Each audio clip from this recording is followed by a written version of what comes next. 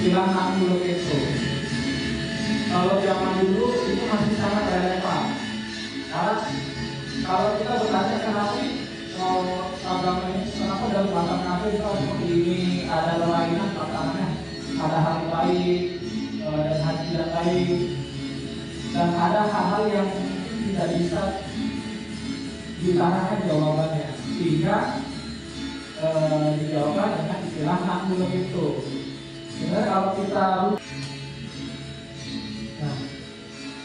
kenapa seperti itu? Karena Weda itu memang kalau masih awal kita tidak bisa langsung baca Weda, baca satu Weda. Pintu masuknya adalah adik-adik sudah tahu kalau baca Weda pintu masuknya lewat mana? Kita apa? Ramayana dan seberapa Ramayana dan Mahabharata?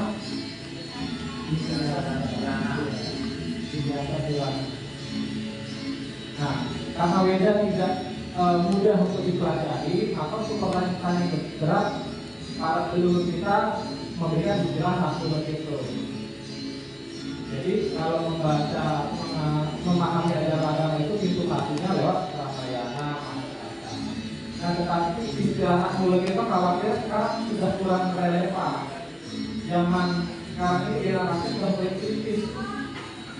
Dan itu agak istilah kebijakan yang video itu agak rentan gitu, kalau pertanyaan-pertanyaan itu tidak dijawab karena memiliki sikap yang kritis, sedangkan kita hidup sebagai minoritas. Banyak kejadian, jangankan adik-adik, seorang yang kuliah agama saja, alumni ketua KMHD, maaf saya sebutnya, ya ada ketua KMHD ITB. Seorang ketua KMHD ITB aja itu tidak menjamin keyakinan Hindunya akan kuat. Ternyata goyang juga di tengah jalan. Jadi sudah menjadi sudah lockout. Kemudian mungkin sudah banyak yang lihat kuliah kita aja tidak menjamin punya sesuatu. Banyak beberapa sudah lockout. Dan itu menjadi tentara yang sering didoktrin aja tidak menjamin dirinya kuat. Dan bahkan seorang pegawai Kementerian Agama yang memiliki gelar sarjana agama itu juga bisa lockout. Jadi di Kementerian Agama pernah terjadi pegawai Kementerian Agama Dimas itu sarjana agama itu lockout juga. Sehingga generasi sekarang itu memiliki keresahan, khawatirnya. Karena apa? Kalau jadi di Kementerian Agama itu didorong untuk disosialisasikan moderasi beragama. Jadi cara beragama kita dimoderasi juga agamanya. Bagaimana kita membuat agama. Tetapi juga cara agama kita di internal juga harus. Jadi agama Hindu itu sekarang harus dikemas sepraktis mungkin. Asal kemarin pertemuan di Cilincing kita tripartit dari Banjar, Anies Sade, DKI dan kami di Masindo akan merancang sebuah buku yang disebut sebagai Purana, menjadi pedoman untuk upacara yang kiranya bisa lebih praktis. Harapan apa? Ada generasi setelahnya bisa lebih mudah. Mungkin kalau generasi sekarang segala perbedaan itu bisa dimaklumi. Jakarta Barat, Jakarta Utara mungkin berbeda. Tapi kalau terus seperti itu, khawatirnya itu menjadi hal yang kurang baik gitu bagi generasi selanjutnya. Sehingga itu harus dikemas secara praktis. Rawannya apa? Nanti kalau misalnya hal-hal itu tidak ke depan tidak kita segera berbuat agama kita itu atau masyarakat praktis, khawatir generasi kita nanti lebih mudah. Itu ribut yang sebelahnya praktis kan, ngapain lagi? Nah itu. Kemudian kita harus buat agama Hindu itu lebih rasional. Sehingga pertanyaan-pertanyaan jangan dijawab lagi dengan nakul itu. Karena khawatirnya nanti kalau nakul kita nanti lebih melihat lagi sebelah. Nah, ya pas sebelah lebih ini, gitu kan. Lebih ada jawabannya, di Hindu kok nggak ada jawabannya. Nah, itu ya. Berangkat dari sana saya coba melalui materi. Mungkin singkat saja kita lewat. Next. Nah, agama Hindu itu harus dikemas lebih rasional. Jadi ajaran agama Hindu itu harus kita padankan dengan sains. Nah, misalnya kemarin kita melaksanakan perayaan Galungan Kuningan, diawali dengan tumpeng waligur.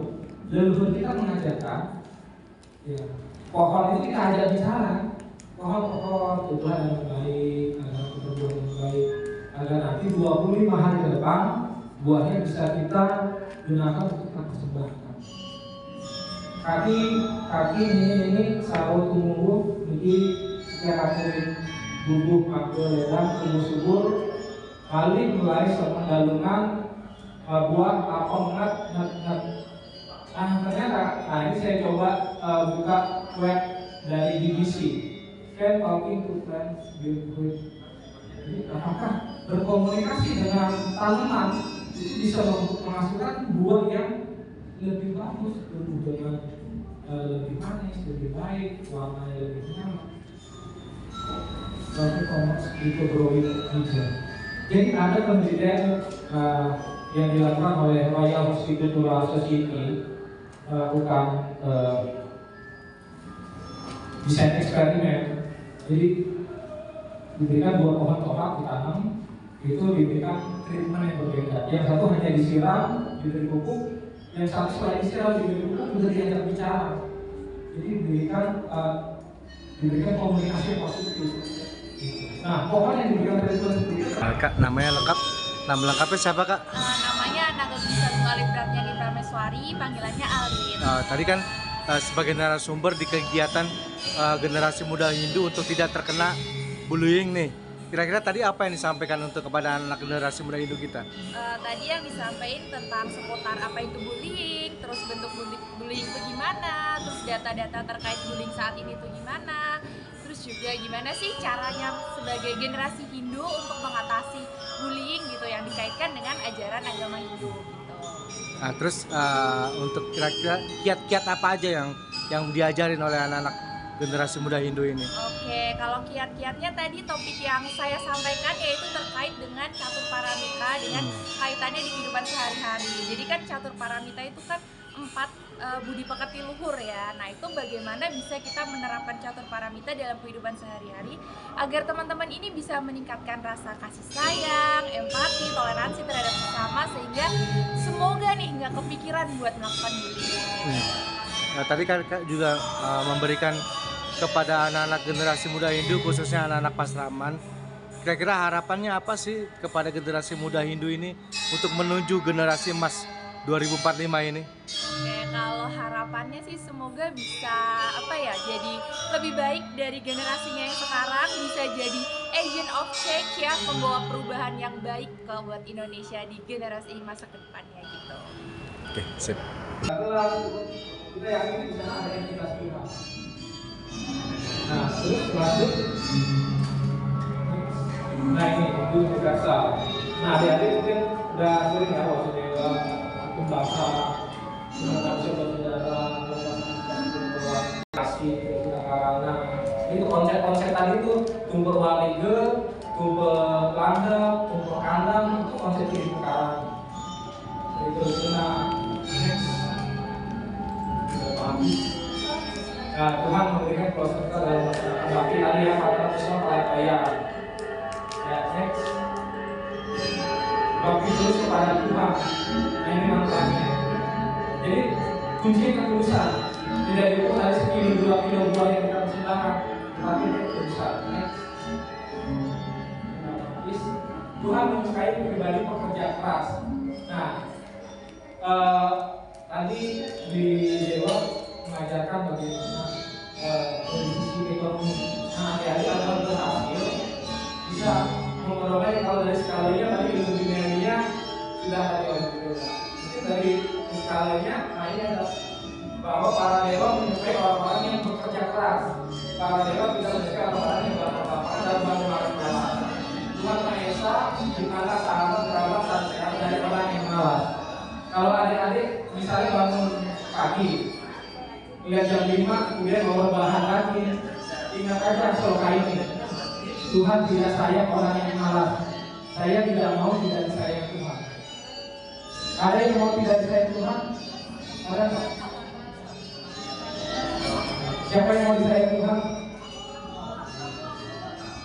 Masa disayang pacar aja mau? Tapi ya apa namanya tetap langsung belajar ya. Next. Pertama kan yang menjadi kewajiban. Nah kewajiban adik-adik sekarang adalah belajar. Jadi namanya pacaran, namanya aktivitas yang mengganggu sekolah jangan dulu. Pertama kan kewajiban utamanya adalah belajar. Lebih baik dalam diri sendiri walaupun tidak sempurna melakukannya daripada dalam orang lain walaupun sempurna melaksanakannya. Nah ini bukan agar kita mengutamakan kewajiban kita yaitu kewajiban adik-adik belajar. Next. Nah demikian